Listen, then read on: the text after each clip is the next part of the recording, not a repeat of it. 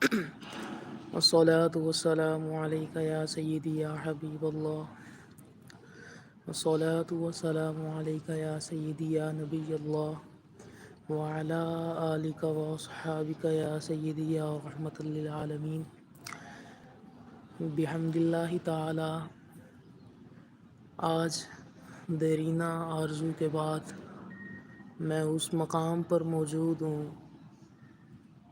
جس مقام پر اسلام اور کفر کے مابین پہلی جنگ ہوئی، غزوہ بدر. اور یہ جو آپ دیکھ رہے ہیں یہ مسجد عریش ہے.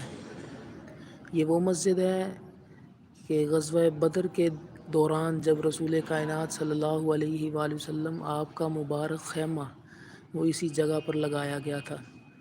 اسی جگہ پر بیٹھ کر آپ صلی اللہ علیہ وآلہ وسلم اپنی فوج کی کمان کر رہے تھے، اور اسی مقام پر رسول کائنات صلی اللہ علیہ وآلہ وسلم نے ارشاد فرمایا تھا.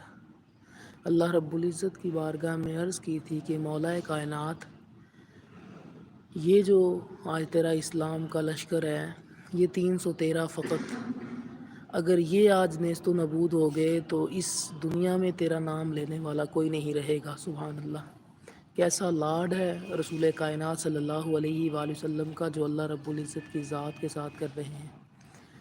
تو پھر کائنات نے یہ بھی دیکھا کہ غزوہ بدر میں اللہ رب العزت نے صحابہ اکرام رضی اللہ تعالیٰ عنہ کی نصرت کے لیے فرشتوں کا نزول فرمایا.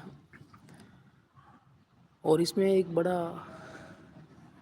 واقعہ ملتا ہے. حضرت سیدنا ابو بکر صدیق رضی اللہ تعالیٰ عنہ آپ کے صاحبزادے تھے، حضرت سیدنا عبد الرحمن، جو بعد میں مسلمان ہوئے، لیکن اس وقت آپ کفار کی جانب سے آئے.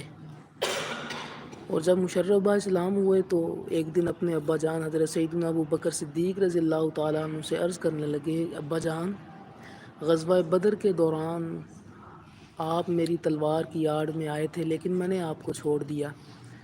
حضور علیہ الصلوۃ والسلام نے برجستہ جواب دیا، فوراً آپ نے جواب دیا. آپ نے فرمایا کہ عبد الرحمن، خدا کی عزت کی قسم، اگر تم میرے اس وقت تلوار کے نیچے آتے تو میں تمہیں کبھی نہ چھوڑتا. یہ حضور علیہ الصلوۃ والسلام کے ساتھ وفا تھی، حضور علیہ الصلوۃ والسلام کے ساتھ محبت تھی.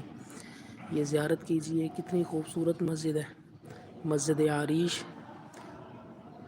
اللہ رب العزت ہم سب کو بار بار یہاں کی حاضری نصیب فرمائے.